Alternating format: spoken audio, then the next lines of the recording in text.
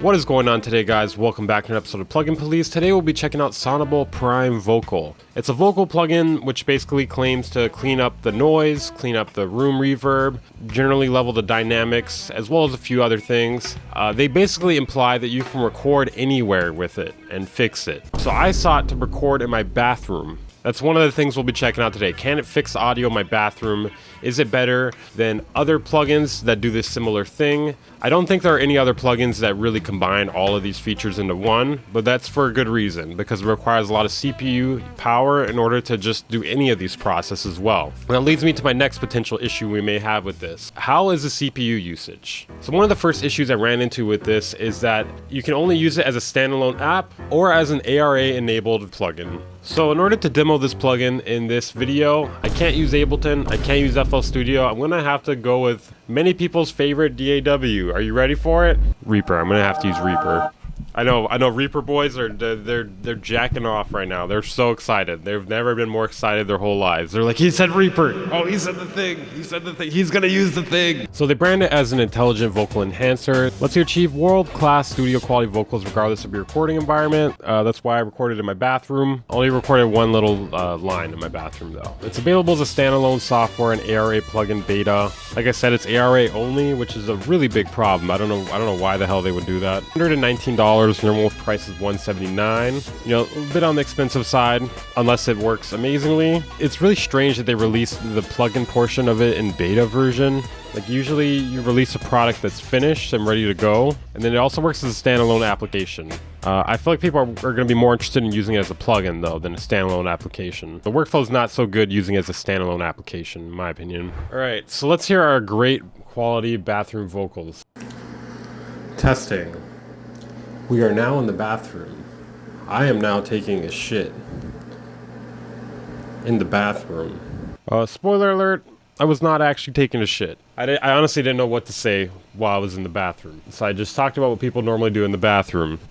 Just taking a shit in the bathroom. Okay, so as you can hear there, pretty noisy, a bit reverby. I don't think we actually need to add any reverb to that. So one thing I should mention, the reason why it is ARA only, I'm assuming it has to do with it transferring it in real time, but they could definitely make a version of it where it works with VST2, where, you know, maybe you have to transfer it in manually, kind of like how VocalLine works for the other versions that aren't ARA. I'm just gonna try putting on each module individually. It starts with like all of them like blasting basically. So we'll try it with the noise reduction here. One thing I do not like about Reaper, I know this is not supposed to be a critique of Reaper. I don't like how you could see this on the side here. It looks like shit. Just imagine it not there, okay? Imagine a little sidebar not there. Sorry for you non-Reaper users. I know you Reaper users are loving this right now. Testing.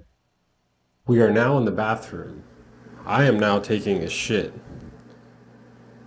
In the bathroom. So the noise reduction is not too bad. Keep in mind, this is recorded with a phone microphone, so it's going to sound like shit regardless. Okay, I finally found the CPU usage meter. So let's see what it's using while we're playing this single instance. Testing. We are now in the bathroom. I am now taking a shit. In the bathroom. Seems good. It's not changing at all, really. Like 0.2%. I don't have like the greatest computer, but it's far from bad. I'm guessing it changes a lot once you're like tweaking it in real time. Okay, let's turn them all on and see what it does. Testing. We are now in the bathroom.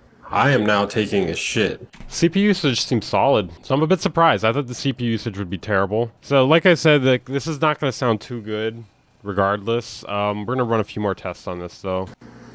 Testing. We are now in the bathroom. I am now taking a shit.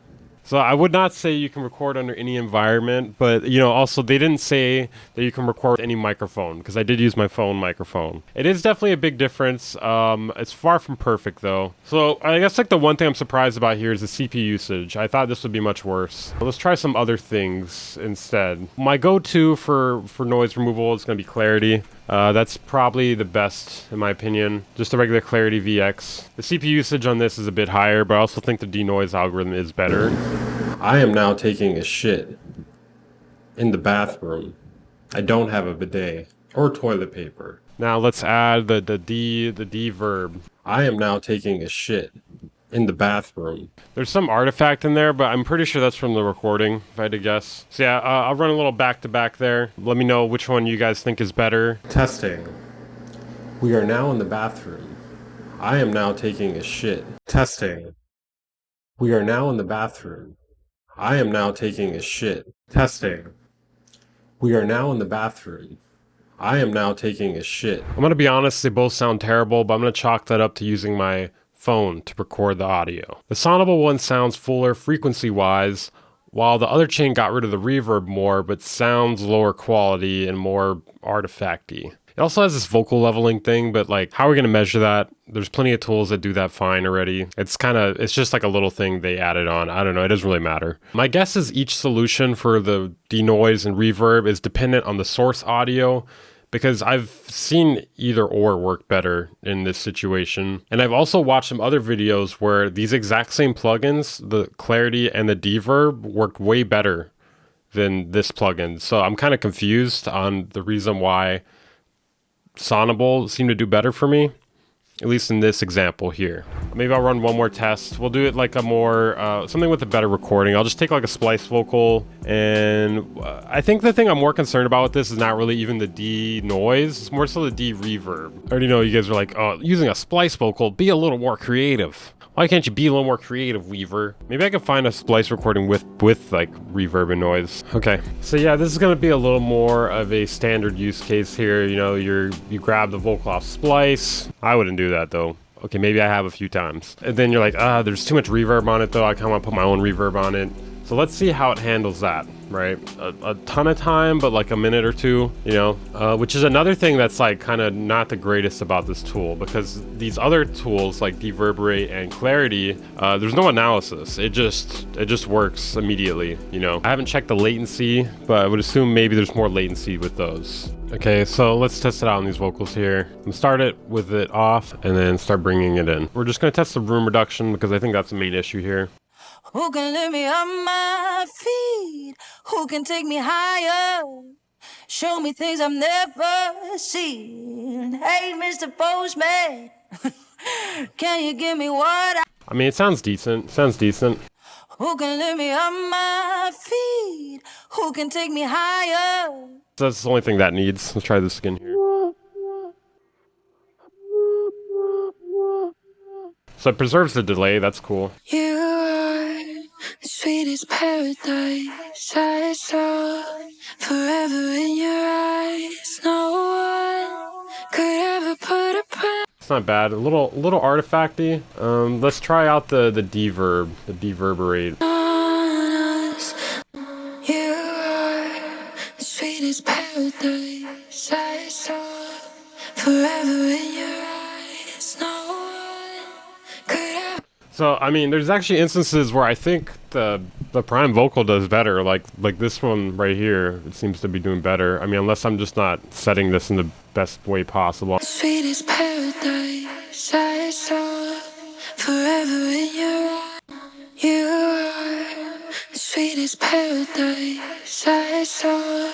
Forever in your eyes. No. So yeah, I mean, there's one instance there where I think Deverberate did not win. So let's look at the prices between all of these products, and I think we'll know for sure. 69, 39. It's about the same. It's really close. It's about the same. I guess you're getting a little more with the other one, like the vocal balancing and whatnot. So I guess technically you're getting more. It's hard to say what is a better option here. Let me know what you guys think. I mean, if I had to give a rating to this one, probably like a 5 out of 10. It's not super special. There are some instances though where it is useful. I think it's decent. My biggest problem with it is how it's like VST3 ARA and AU ARA only. I don't really use Reaper. I don't want to have to use Reaper unless I have to. And in this case, they're making me have to.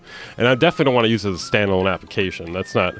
I wouldn't purchase this and use it as a standalone application. That's just wasting my time. Alright, that is it for this episode of Plugin Police. If you enjoyed it, please hit the like button for the love of God. Subscribe if you're new here for more videos like this almost every single day, usually reviews or music production news. If you enjoyed the content and you want to support the channel, consider joining my Patreon or becoming a channel member. For as low as $5 a month, you get access to exclusive content, outtakes, lessons, mastering, and more. I'll see you guys next time.